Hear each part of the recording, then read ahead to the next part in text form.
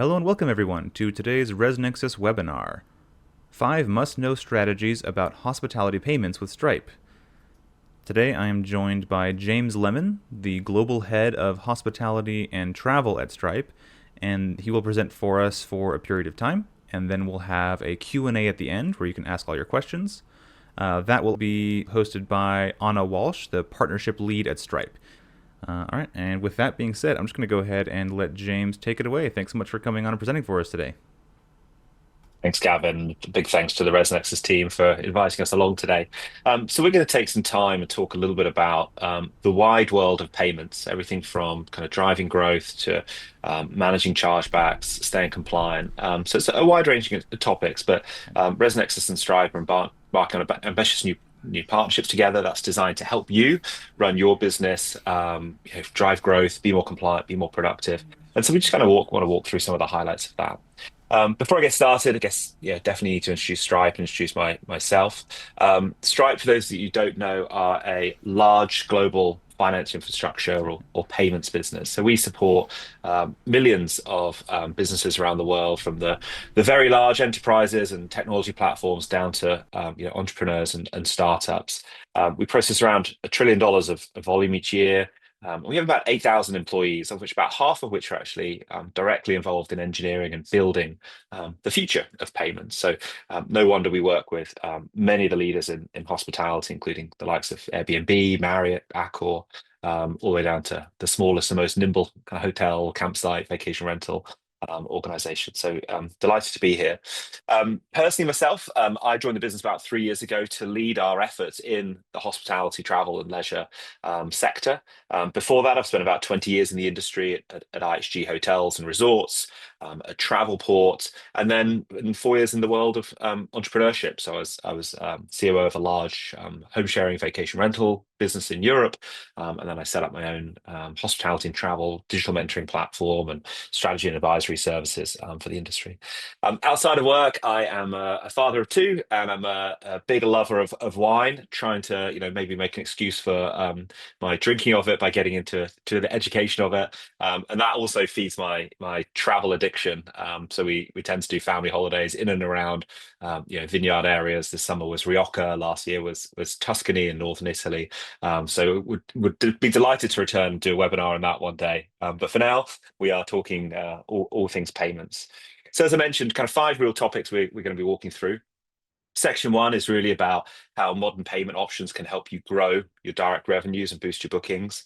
Section 2 is about maximizing spend beyond the core bedroom and thinking about kind of pre-arrival, checkout, and obviously on-property ancillaries. Part 3 is really around kind of keeping your business safe. What are some of the smart approaches to payment security? Section 4 is really around managing chargebacks. And Section 5 is around broader compliance, touching on things like PTI compliance and GDPR, and just how kind of payments plays a role in keeping that safe and secure and helping you manage your own business. And some of the things ResNexus and Stripe are doing together to support that. So let's get into boosting your bookings. How can you think about payments as a driver of new revenues for your business? Some things to think about here is the rise of digital wallets and contactless payments like Apple Pay and Google Pay. Something that ResNexus and Stripe will be exploring next year is the introduction of paying in installments, helping your leisure travelers through that manage their household budgets with buy now and pay later options, and how they can uplift conversion too. Thinking about international guests you might be wanting to attract and how local payment methods in your checkout can make a big difference there. And then touching on the importance of mobile-friendly payment processes and actually how card payments are still very important, and how we can help you manage a kind of modern checkout experience. So it may surprise those of us that live in the US and in Europe, where cards are something which we live with every day, and in the world of e-commerce, something we use every day. But really interestingly, around the world, cards are not the majority way that people pay for things online. Increasingly, we're seeing this explosion in digital wallets. Bank payments are becoming more and more common, especially you might have already tried it yourself for larger purchases. Actually, it's a great way to keep costs down. And then, of course, these local payments and cash can sometimes play a part in different economies of the world. So it's a really interesting time to be thinking about that online checkout and how to keep it high converting for yourself and for your customers. Wallets have really risen in popularity, and it's really no surprise. It's 3 times faster to use a wallet like Apple Pay or Google Pay than it is to fill out your name, address, and of course your card number. And so now 40%, so around 2/5 of all consumers globally have got wallets switched on their devices and laptops. So it's a really, really popular way for people to pay across the e-commerce landscape. But amazingly, you almost never see this in hotels. So that's something we're really trying to change. Around 90% of checkouts we've looked at don't support Apple Pay, and just behind, almost 90% don't support Google Pay. So I think there's a really bit of low-hanging fruit, let's say, to drive conversion. The key takeaway is that those hotels that don't switch it on, you risk losing customers to those OTAs and third-party channels that have this embedded. Second thing I want to talk about is the rise of buy now, pay later services. The stats are really explosive in Europe, but we are seeing very similar stats in the US as well. European customers are much more likely to complete a purchase if they see a buy now, pay later option that they recognize. So Affirm is probably a little bit bigger in the US, and Klarna probably a little bit bigger in Europe, but these are two big global brands who are helping customers pay in installments, interest-free for the customers themselves, and they actually manage a lot of that risk and all of that collection. Those customers that are turning on are seeing a big jump in conversion. You're more likely by about an order of 25% to see people check out rather than abandon. But most interestingly, actually, is some of the new data coming around increased average order value. So if you have a property where you have more of a premium package, let's say a suite or a larger site, we've seen the actual kind of basket size, if you like, can increase by about 14.5% on average. But the data we're getting from Klarna in hotels is that customers are willing to spend almost 50% more if they are checking out with a Klarna product because they are treating themselves to a kind of more premium stay. And interestingly, these buy now pay later themselves have a big following, and they have their own online shopping malls. So actually, they kind of come with their own consumer bases. And if you position the brand correctly on your website, you could be driving whole new customers to your business as well. Something you may not be so familiar with is the idea of local payment methods, but from France and Germany to obviously Mexico, Brazil, customers are being shown very popular local payment methods that are again helping drive conversion. We're seeing around of those customers, which can be anything from 25% for something like local Italian methods to as far high as kind of 90% for something like Ideal in the Netherlands. Around 90% of customers who use these payment methods say actually if they weren't available, they probably wouldn't book. So for those of you that are thinking about appealing to international travelers, thinking about turning on some of these local payment methods, I think could be really interesting. But I just want to finish this section to say, look, I think cards will remain the most important, payment method, in the US and in many countries around the world. But actually, just getting card payments right is incredibly complicated things to do.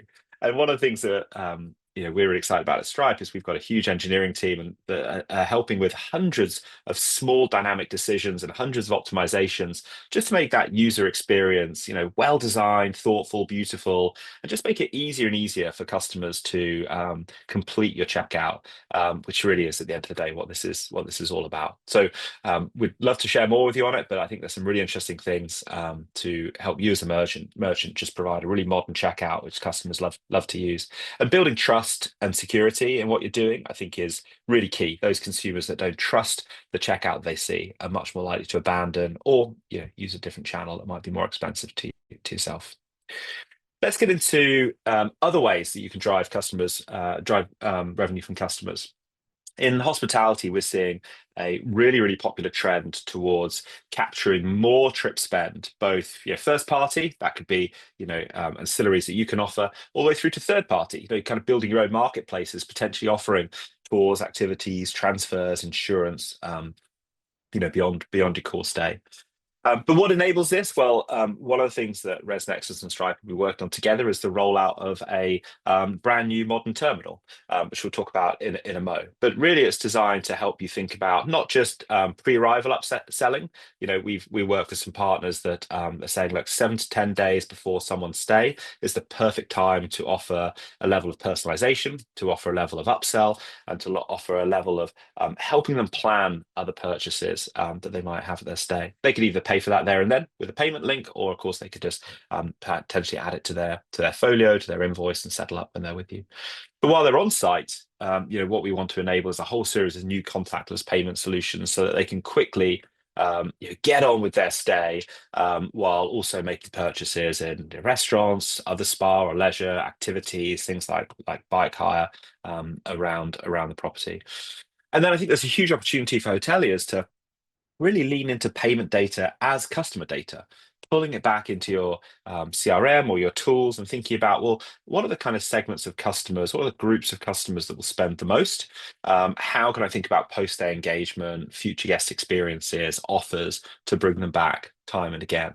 It's really interesting to see those customer groups that are spending more on property and how you might think about tailoring your marketing strategy. So, as I say, there's a new terminal coming called the S700, which is designed to be contactless. It's designed to be dual use. Your staff can use it as well to kind of manage inventory and take orders. But it's also something you can quite easily show to customers as well and show them the kinds of things they could do on property, the kind of opportunities and F&B they might buy. So it's a really lovely dual device for your staff and for customers that we'd love to explore with you. Other ways to take payment on site are obviously things like QR codes, sending payment links to their SMS or email. There's a whole host of ways that you can kind of put some of these ancillary offers in front of your customers.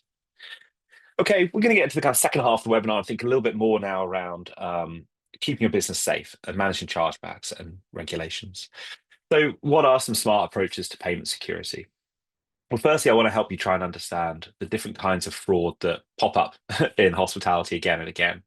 Then we'll chat through some of the common challenges, such as how you balance security and keeping yourself safe without getting in the way of the guest experience, whether that be the booking flow or their time with you on property. And then what are some of the best-in-class prevention strategies to really bring down fraud levels and make sure you are doing everything you can to minimize them? Well, what types of frauds are we seeing in hospitality? There's four main types. The first is card not present fraud. So this obviously is most common in online bookings. Fraudsters are typically using stolen card information to make their reservations. They may have a stay and then make a chargeback, but they also may cancel ahead of time for refunds.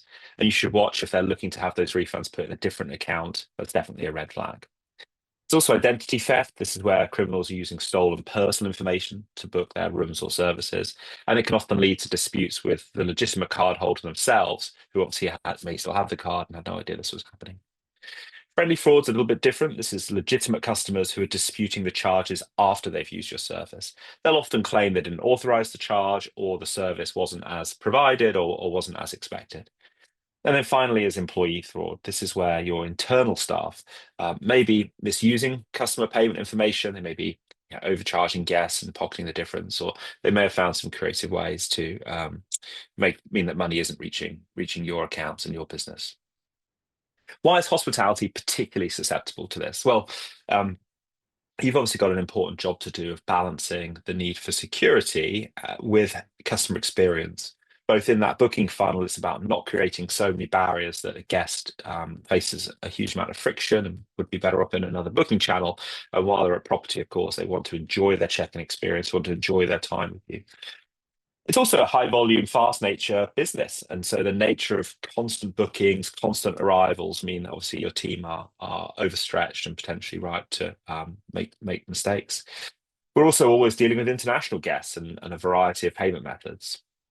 You may also be coordinating fraud prevention across multiple properties or even in one property across multiple business areas, from your front desk to your leisure facilities to your F&B.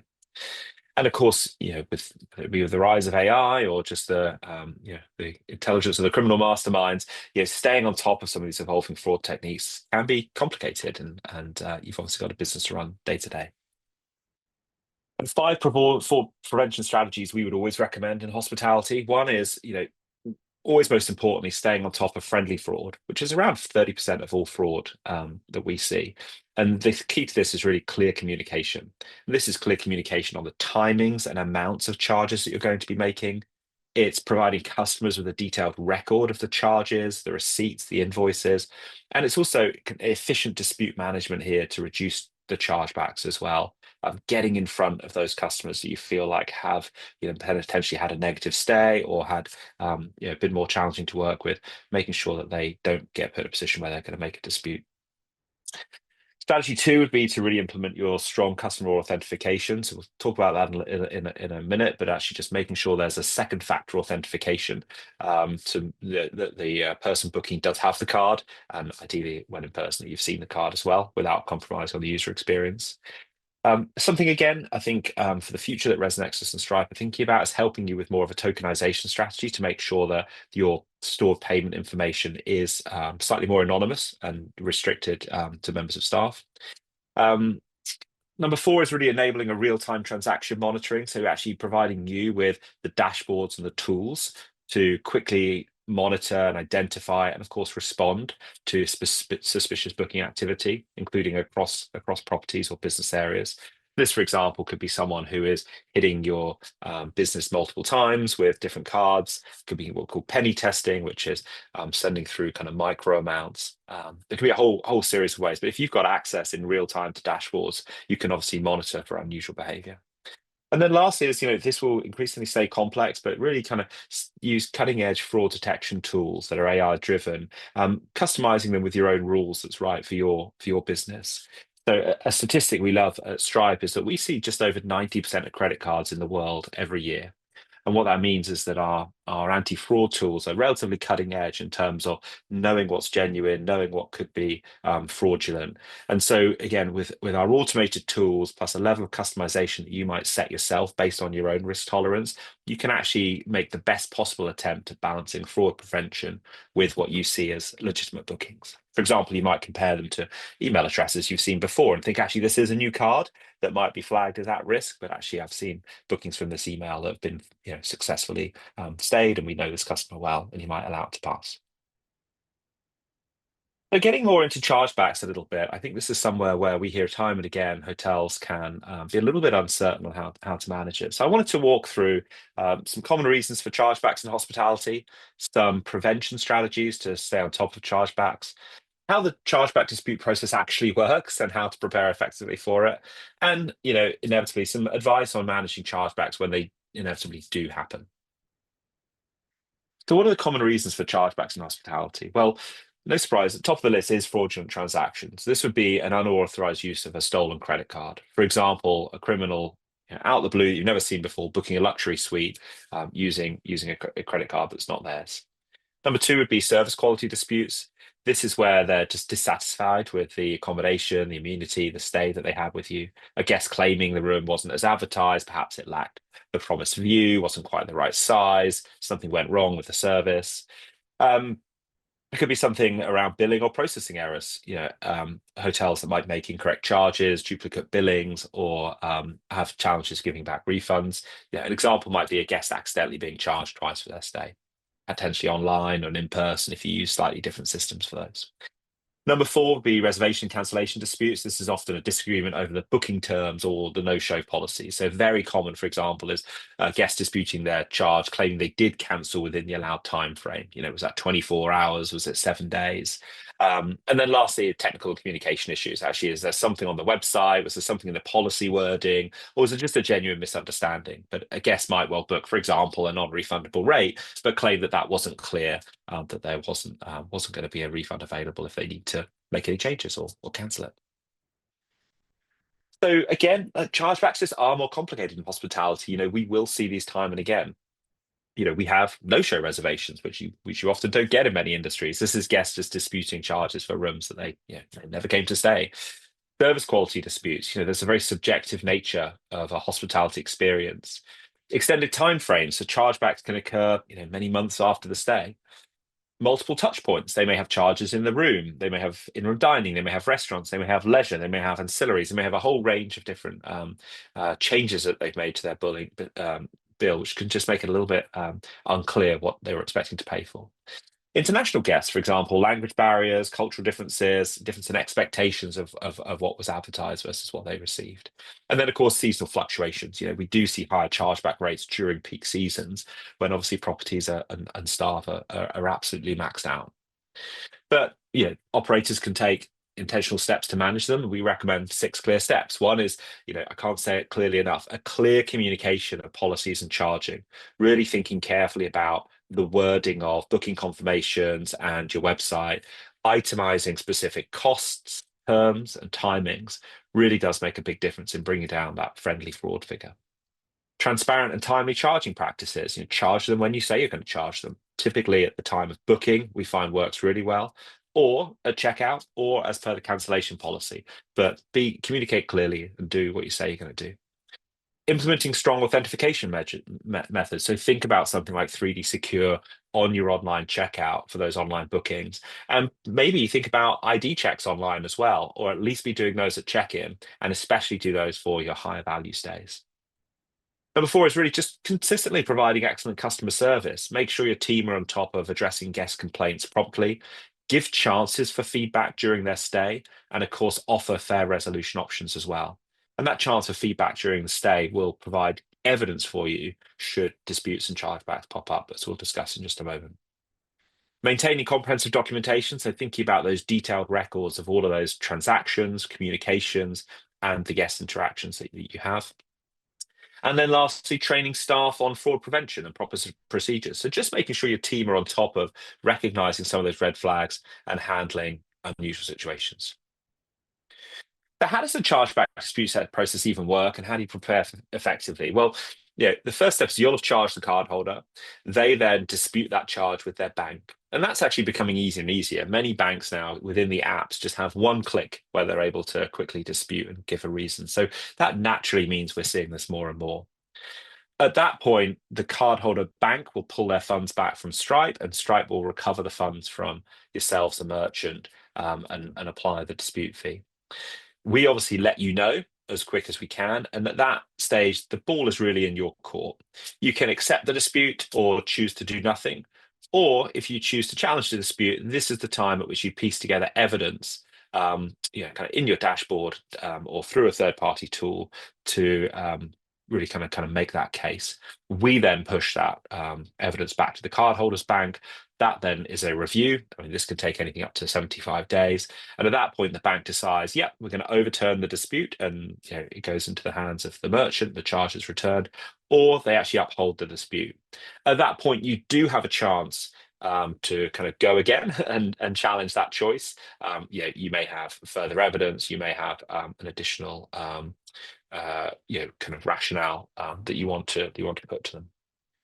A few key takeaways. One is make yourself, or make sure someone in your team is familiar with the specific processes of the major card networks that you work with. They are all a little bit different, and you'll kind of learn how they work. We do ask that you manage chargeback levels carefully. You want to avoid these card scheme dispute programs. If you become known for above average chargebacks, it can create challenges with you going on to accept certain card payments over time. Be aware of any international variations if you do serve a global customer base, and work closely with ResNexus plus Stripe, we can often provide guidance on network specific requirements. And of course, take it on yourself to stay informed about any regulatory changes that are coming that might affect some of these chargeback processes. So our advice on managing chargebacks when they happen, top 5, one is respond promptly and do it within the deadlines. If you do plan to push back, taking a swift action definitely increases the chance of successful dispute resolution. Step 2 is all about gathering and organizing the right compelling evidence to make your case. And here you want to include booking details, records of check-in, and any other relevant communications with the guest. What's really nice is that ResNexus will actually support the compiling of key booking information. And then obviously combined with Stripe, we'll have all of the payment information, both online and in person with our terminal. So together, we should really be able to help you make a great case. Be clear and concise and address the specific dispute. It'll have a chargeback reason code. It may have some comments as well. So just make sure you are, really kind of making your case. Leverage technology to make it more efficient. Use chargeback management tools available, within your dashboards. If it's happening a lot, or you manage multiple properties, there are third parties available that can help you do this. And learn from each case to prevent future chargebacks. How can you analyze and document patterns and adjust your policies based on the insights you get from each dispute? Is it something in the way you're writing your cancellation policies? Is it something about the way you're gathering ID at check-in that just means this is more likely to happen? Are you not dealing with complaints while the guests are on property, for example? Okay, last section for me is really to around staying compliant. So, what are some of the other things going on that can help you, stay on top of payment regulations and ways that you need to be managing payment information and customer data? So, we're going to drive through a little bit of a section on something called PCI DSS and why it's important in hospitality. We're going to talk a little bit about how ResNexus and Stripe helps you stay on top of PCI. We're going to dive into strong customer authentication, and then we're going to finish up on GDPR, and then just a bit of a wrap around why ResNexus and Stripe working together should make things easier for you when you're thinking about compliance. So if you're not familiar, just a quick overview of PCI DSS. So effectively, about 20 years ago, the major card networks came together and formed a single set of standards around payments. So this really affects kind of three different areas. If you're handling credit card data from customers, just making sure that's collected and transmitted securely. If you're storing any customer data, just making sure that that is encrypted and it's secure. And then just make sure over time you've got the right security controls in place around handling that. Now, PCI compliance, if you choose to go down the route of PCI compliance, you are in for a roller coaster. So hospitality businesses face a real complexity due to the nature of us having both online and in-person payments. And often they need to talk to each other because they're happening the same day. So if your hospitality business handles card data directly, you want to get hold of those kind of raw credit card numbers, you may be required to meet each of these 300 different security controls that are required. There are nearly 2,000 pages of documentation on this you'd need to comply with, and that would take about 72 hours just to read. So it's quite the task. So how have ResNexus and Stripe come together to help you manage compliance? Well, crucially, we're partnering to allow you to enhance security and reduce some of these liabilities and really allow you to get on with the core job of providing excellent guest experiences. In practice, that means we provide hosted payment pages for your online checkout. That solution is provided by Stripe, and we actually extract any need at that stage for you to see those raw credit card details. They stay out of the flow of your own systems on Stripe. By using Stripe terminals, as we've discussed on property, then for all of your in-person payments at check-in, check-out, or hotel amenities, well, all that hardware and the software behind it is PCI compliant for secure transactions. We also like to help you reduce any unnecessary manual credit card data entry. So, replacing phone bookings with more of a secure online reservation if possible, rather than paper credit card forms at the front desk, using online payment links or digital authorization forms. But look, ResNexus can provide a service to help make sure you're PCI compliant and help you understand any level of PCI compliance and documentation you may need. So make sure you're reaching out to their account manager and kind of expecting that phone call. Behind the scenes, of course, make sure that you understand how secure staff access can help. Implement role-based access controls for payment systems, and use some of this tokenization to avoid those people who shouldn't be accessing raw credit card data. So moving on from PCI to what we call strong customer authentication. So this might be new to you. This is a European regulatory requirement. Adds an extra layer of security to online payments that are happening, and it's really important for hotels. Typically, it's requiring those guests booking with you to provide two forms of identification. So they might require, for example, a passport, password, and a fingerprint when making digital transactions, or it might require them to open up their banking app and just confirm that a payment's taken place. And that's aimed at reducing fraud and enhancing payment security.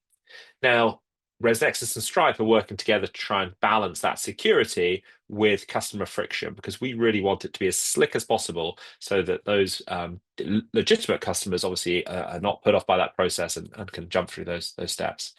As background, it typically affects European transactions. As US hotels, you'd need to comply when accepting payments from European guests. So it's just really important for any kind of hospitality business with a global mindset to be SCA ready to ensure it's got smooth transactions for customers wherever they're from.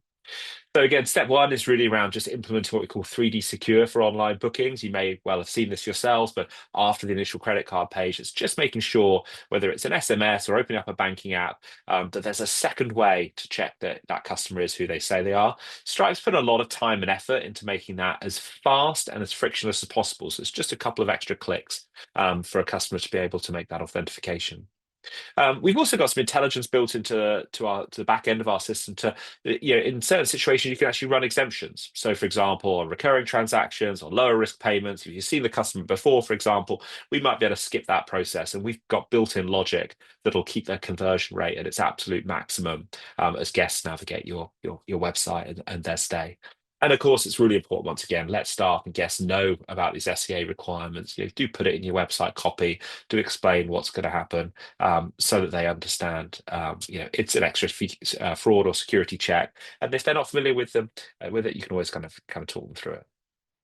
Last piece we want to cover here is GDPR. Again, this is a European Union set of rules. It really sets out guidelines on how organizations collect, store, and use personal data of EU residents. And again, there have been some data leaks in the last kind of 6-7 years of large hotel chains, and this has resulted in fines for mismanagement. So we just wanted to make sure we talk you through it.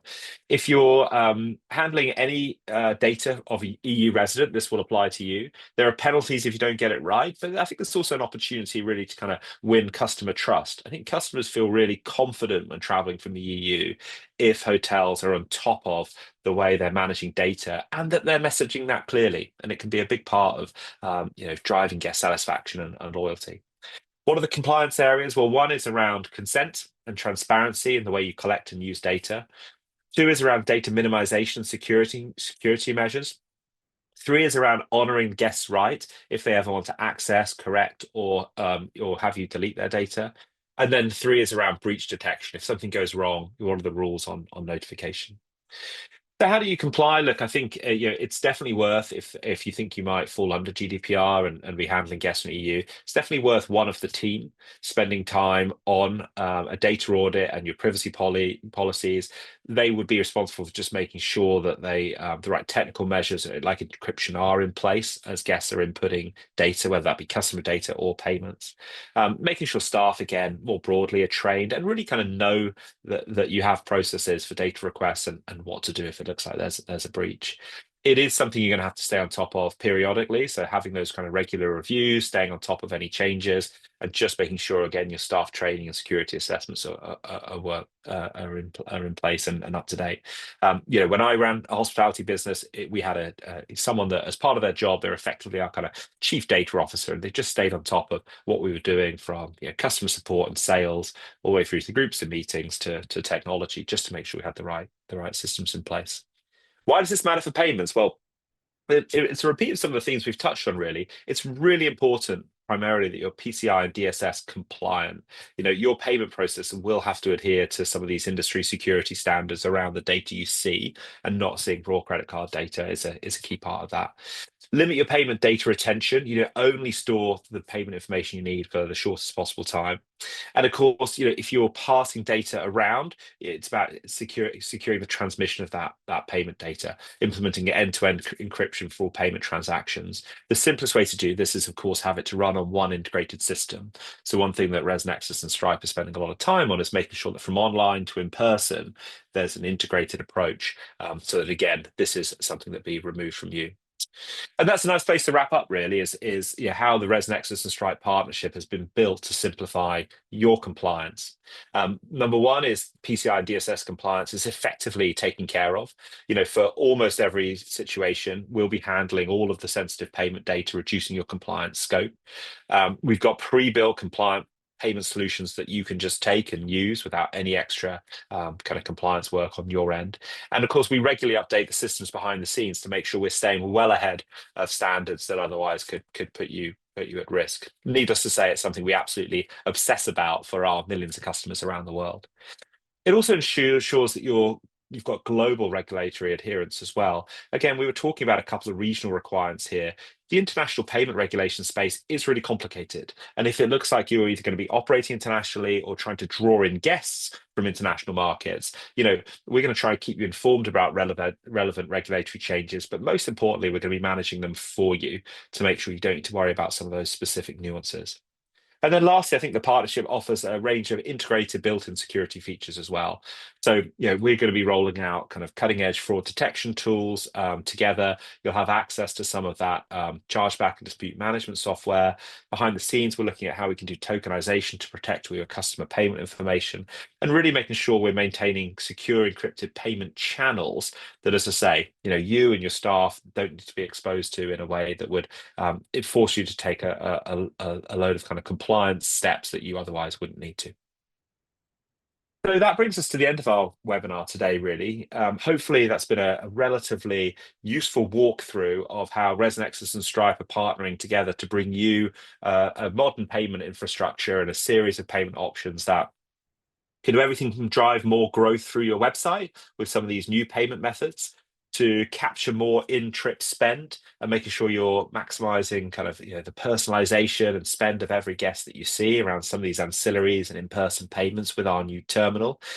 Keeping your business safe, so staying on top of some of the ways that people are thinking about payment security and fraud prevention, with specific deep dives there into chargebacks and disputes and how you manage those, and of course some of the regulations and compliance that you'll need to be aware of, but hopefully not take care of yourselves from the world of PCI, GDPR, and SCA. And I'll spare you from a few more acronyms you don't need to learn. It's been an absolute pleasure kind of discussing this with you today. We are incredibly excited for the ResNexus partnership and delighted to share more in the coming weeks and months. Thanks for your time. Thanks so much for that fantastic overview. I'm sure it felt in depth, but I'm sure you can go a lot more in depth on all these topics. But I think you had a lot of great and actionable things for our audience. So thank you so much, James, for that presentation. As I said at the top, we will get to a Q&A in just a moment. But before then, I just wanted to say that if you did enjoy this webinar, you can view this and all other ResNexus webinars on our website, resnexus.com, in the webinars section under education. And you can also register for upcoming webinars on that page.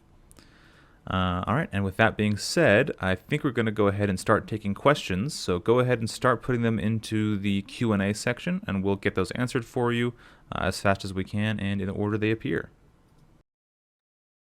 And then for that Q&A, we've also got Amy Mayfield, the support director at ResNexus.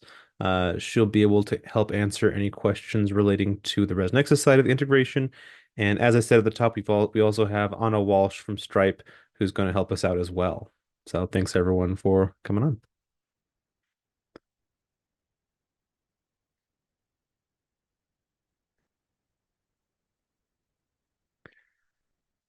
As we wait for a few questions to come in, I guess, Anna, do you have any final thoughts for anybody coming off the tails of James's presentation?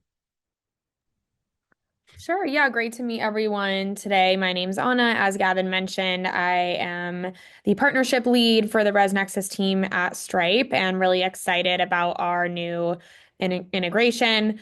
I think, I see a question in the chat about why changing from current services. There's definitely a few really exciting changes that the ResNexus team has built out with Stripe. I think one of the ones that James touched on in the presentation today is being able to support both online and in-person payments with our terminal devices. I know another key thing on the roadmap for the ResNexus team is enabling you all to accept payments via other payment methods. So not just via cards, but other payment methods like ACH debit. And then I would say, in general, we offer through our integration partnered together a lot of support internationally. So as you think about accepting payments from international visitors to your property, that's something that has definitely been improved upon with the integration. But Amy, anything you would add there to that question from the chat? Yeah, I think the other big thing is with this integration, we also have it so that all of the like statements and everything is actually recorded right inside of ResNexus. So it's really an all-in-one solution, right? So you don't have to log into a third party to look at um, when did those uh, transactions get deposited into the bank. That's all inside ResNexus. And then also, like, if there is a dispute, all of that you just do right from inside of ResNexus as well. So really everything that you would do normally inside of another processor is actually now just done right inside ResNexus. So Yeah, that's a great point. Yeah, definitely being able to kind of compress the number of logins you have to keep track of, right? absolutely. Um, all right. Looks like we've got some general questions about, like how would someone get started with Stripe? What's the process they're going to be looking at for that, Amy? Yeah, so on that, if you log into ResNexus and you go into settings and credit card processing, there'll be a little button that says sign up. You'll go ahead and hit sign up, and then um, it says, I want to say start, and you go ahead and that takes you right into the Stripe application, and you'll just go ahead and fill all that information out.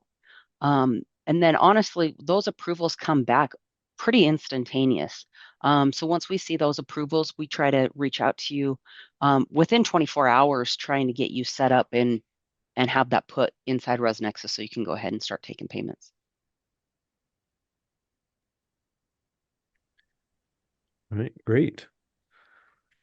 Let's see. I figure maybe you can just go ahead and pick a question. There's only we don't have a lot of questions at this time. Okay, we're Yeah. getting a few more come in. Amy and Anna, if you just see any that you'd like to answer, you can just go ahead and just do that. So Philip, usually with the chargeback, I at least for if I understand the question is what is the typical chargeback percentage? I know with ResNexus, with all of our partner, like all of our properties that are on with a merchant that like Stripe, we're seeing the chargeback rate under 1% of people that get a chargeback. And that is pretty low for the industry that we've seen. And then like what is the cost for a chargeback? Usually industry standard is $25.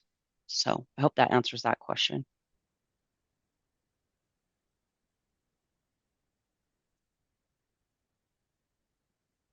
Um, what is the cost? So the cost really is, we say the typical cost is 2.9 plus 30 cents if you're here in the US. If you're outside of the US, we try to be very competitive so we can look and see what your current rates are or what's the rates are in that area.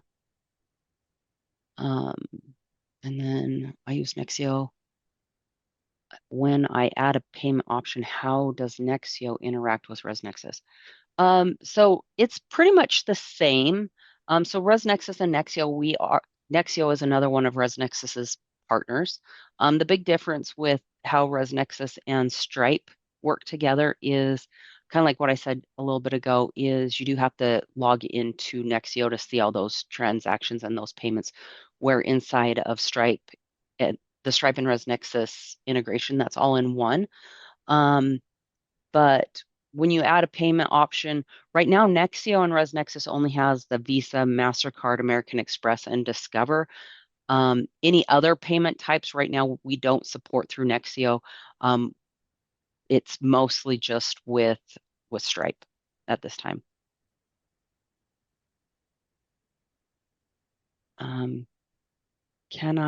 Should I have more than I process for redundancies? Oh, I think it's saying more than one processor. I'll be honest, that I see that more and more with more and more properties going with just one processor. I have seen some that have a second processor just for in case for a rare time there's an outage, but I'll be honest, I haven't seen Stripe have outages. Anna, what is the outage percent for you guys? Like downtime? yeah, so our uptime is we have 5 nines of reliability. So we really pride ourselves on our strong reliability and not Yeah. experiencing outages. You can actually go to status.stripe.com to see our live reliability. We've actually held the 5 nines of uptime for the last 90 days. And so that gives you a good overview into whether there was like a partial outage or a severe outage. We haven't had a severe outage. If you go to the status page now, since and there hasn't been a severe outage in many months, and so I don't know the exact like time per month. I think 5 nines of uptime equates to 3 seconds per month of being down, so pretty much negligent. But hopefully that answers your question. Is ResNexus dropping some of their processors? No, we're not dropping really any of our processors. We do have so we have like Nexio, we have Zift and Stripe. We are seeing, like I said, there is a lot of benefits that we are seeing with the Stripe platform with some of their risk management tools that they have to offer, which honestly, the way they've integrated those risk management tools, we don't even have to do much because it's already looking at risk factors and stuff like that. But no, we're not. Right now, we're not looking at dropping any processors, just looking at better processors like Stripe to bring on to better help our properties. All right, great. All right, with that, it looks like Philip has some maybe more in-depth questions. Should we sort of leave those for maybe a support call, or do you want to answer them here? I do have I would say with the sheet, I would say go ahead and email that into payments@resnexus.com and we can look at that. Yeah, we'll talk to you one-on-one to help you get the information you're looking for on that. All right, we've got one from Carolyn. Just, she asked, would it be advisable to use only Stripe? And I think we've kind of answered that, right? Yeah, I would definitely say, like I said, I feel like Stripe has a really good uptime, and has proven, from what I've seen, has proven that you'd only need to have them. All right. Well, I think we had a really great presentation. We've got some pretty good engagement and questions. Carolyn asking, can I use both? Just to kind of rehash what we've talked about. I guess you could have multiple processors, just in case, as was said before, for redundancy.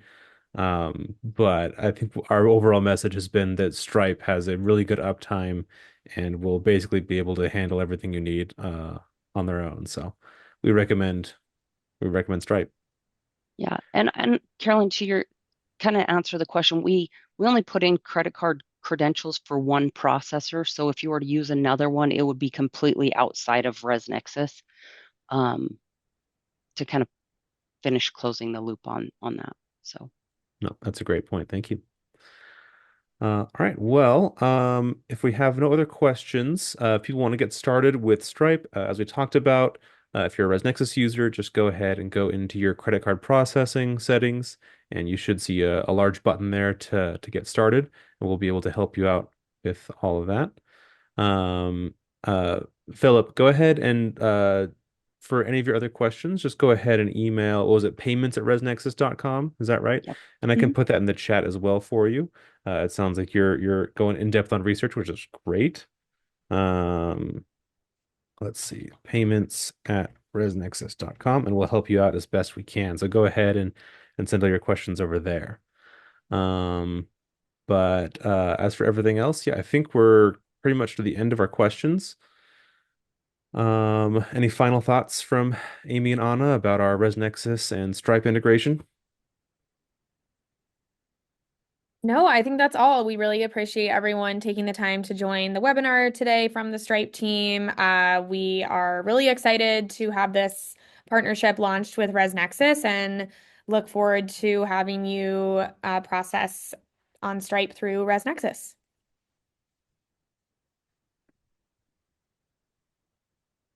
Yeah, and I don't think I have anything else. I All right. appreciate everybody's time today. Yes, thank you everyone for as Amy said, thank you for all your time.